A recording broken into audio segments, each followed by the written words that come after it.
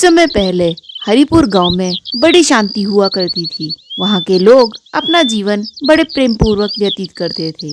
मगर आज वह माजरा कुछ और है। वहां के लोगों के चेहरे पर एक अजीब सा खौफ साफ नजर आता है और चारों तरफ अजीब अजीब सी बातें लोग किया करते हैं। अरे भाई, तुम लोगों ने कुछ सुना क्या? जो मैंने सुना, आजकल गांव के बच्चे बहुत गायब हो रहे हैं।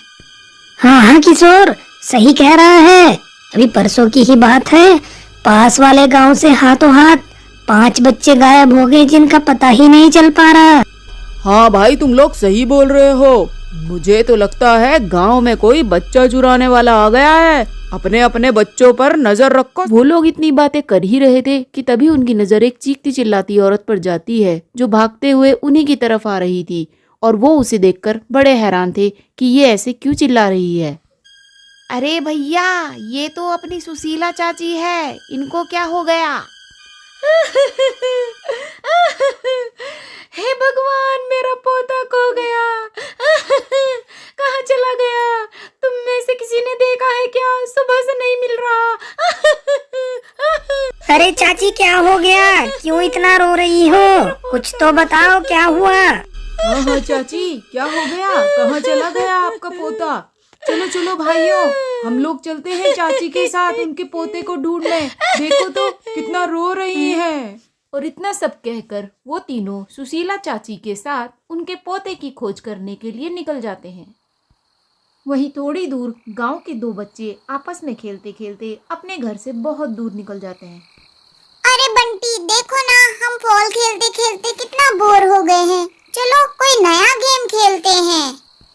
हाँ पिंकी, तुम सही कह रही हो। चलो हम लोग हाइड एंड सीक खेलते हैं। मैं जाता हूँ, वहाँ छुपता हूँ और तुम मुझे ढूंढना। और इतना कहकर बंटी छुपने के लिए जंगल में और अंदर चला जाता है।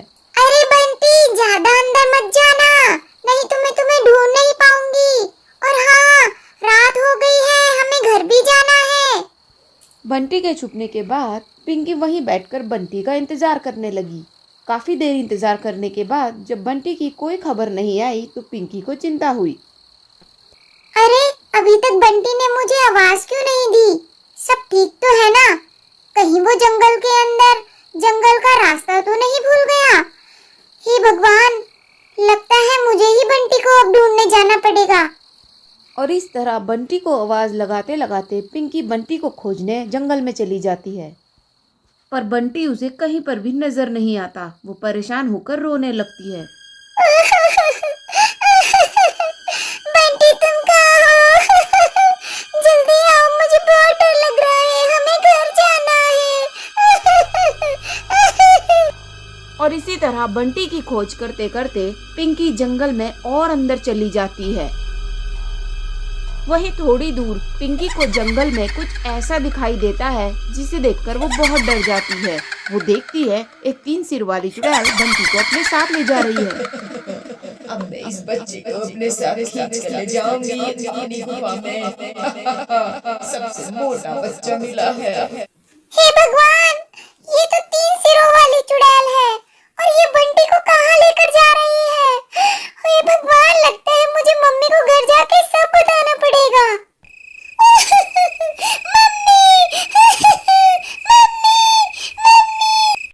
वहीं पिंकी की माँ घर के कामों में व्यस्त होती है और पिंकी के रोने की आवाज सुनकर वो बहुत घबरा जाती है। अरे, ये तो पिंकी के रोने की आवाज है। क्या हो गया मेरे बच्चे को? अरे पिंकी, क्या हो गया बेटा? क्यों रो रही हो? क्या हुआ? मम्मी, बंटी को 3 सिर वाली चुड़ैल खींच कर ले गई। मम्मी। क्या? 3 सिर वाली चुड़ैल? पर कहाँ? कैसे? कब? मम्मी, मैं और बंटी जंगल में हाइड एंड सीक खेल रहे थे, तभी 3 सिर वाली चुड़ैल बंटी को ले गई। और इतना सुनते ही पिंकी की माँ के पैरों तले जमीन खिसक जाती है और वो पिंकी को लेकर गांव के सरपंच के पास जाती है। सरपंच जी, देखिए क्या हो गया? अनर्थ हो गया। सरपंच जी, अनर्थ हो गया। अरे बहन, क्या हो गया? क्यों इतना हाँफ रही हो? ऐसे कैसे भागती आ रही हो? क्या हो गया? कुछ तो बताओ। अरे सरपंच जी, अनर्थ हो गया। पता चल गया गांव के बच्चे कहाँ गायब हो रहे हैं। उन बच्चों को 3 सिर वाली चुड़ैल अपने साथ अपनी गुफा में उठा के ले जाती है। क्या 3 सर वाली चुड़ैल बच्चों को उठाकर अपने साथ जंगल में ले जाती है? अगर ये सच है तो आज ही हम उसे मार डालेंगे। हाँ हाँ, मार डालेंगे। हाँ, 3 सर वाली चुड़ैल, वही चुड़ैल जो देखने में बहुत खतरनाक दिखती है, वही चुड़ैल। अरे बहन, तुम चिंता मत करो, तुम बच्ची को लेकर घर चली जाओ। हम गांव वालों के साथ मिलकर उस चुड़ैल को जंगल में ही मार डालेंगे। जाओ बहन, तुम घर जाओ। और इस तरह गांव का सरपंच और गांव के कुछ लोग अपने साथ मशाल और तलवारों को लेकर चुड़ैल की खोज में जंगल के अंदर चले जाते हैं। देखो भाई लोगों, यही गुफा है उस चुड़ैल की जहाँ वो हमारे बच्चों को खींच कर ले जाती है। आज उसको जान से मार देंगे, टुकड़े टुकड़े कर देंगे, नामो निशान मिटा देंगे। हाँ भाई, बिल्कुल सही कह रहे हो। पर जैसे ही वो उस गुफा के अंदर जाते हैं तो वहाँ का नजारा देखकर चौंक जाते हैं। वो देखते हैं गांव के सारे बच्चे उस गुफा के अंदर मजे से उस चुड़ैल के साथ खेल रहे होते हैं। उन बच्चों के पास बहुत सारे खाने के पकवान, बहुत सारे खिलौने और बहुत सारी अच्छी अच्छी चीजें होती हैं और वो चुड़ैल उन बच्चों के साथ बहुत प्यार से खेल रही होती है। उन सभी लोगों को अपनी गुफा में देखकर 3 सिर वाली चुड़ैल को बहुत गुस्सा आता है और वो गुस्से में गुफा से बाहर आ जाती है।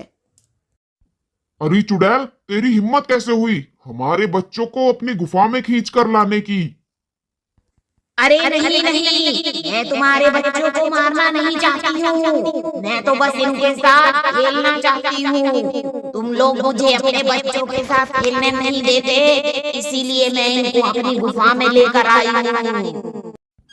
अरे पर हम तुम पर यकीन कैसे करें? तुम तो इतनी भयानक दिखती हो, इतनी डरावनी हो। हाँ, मैं भयानक दिखती हूँ। इसी भयानक के चलते बचपन में कोई मेरे साथ नहीं खेलता था। मेरा बचपन में कोई दोस्त नहीं था और मुझे बच्चों के साथ खेलना बहुत अच्छा लगता था। इसीलिए मैं बच्चों को अपने साथ गुफा में लाती हूँ और उनके साथ खेलती हूँ और फिर उनको कोई खिलौना या कुछ खाने की वस्तु देकर वापस छोड़ देती हूँ। मेरा भरोसा करो, मैं किसी बच्चे को मारना नहीं चाहती हूँ। और इस तरह गांव के सभी लोगों को 3 सिर वाली चुड़ैल की बातों को सुनकर उस पर दया आ जाती है और वो हंसी खुशी अपने बच्चों को अपने साथ लेकर वहां से चले जाते हैं। और जब भी चुड़ैल का मन बच्चों के साथ खेलने के लिए करता तो गांव के लोग चुड़ैल को अपने गांव में ही बुला लेते और इस तरह से गांव के सारे बच्चे सही सलामत गांव में वापस लौट जाते हैं।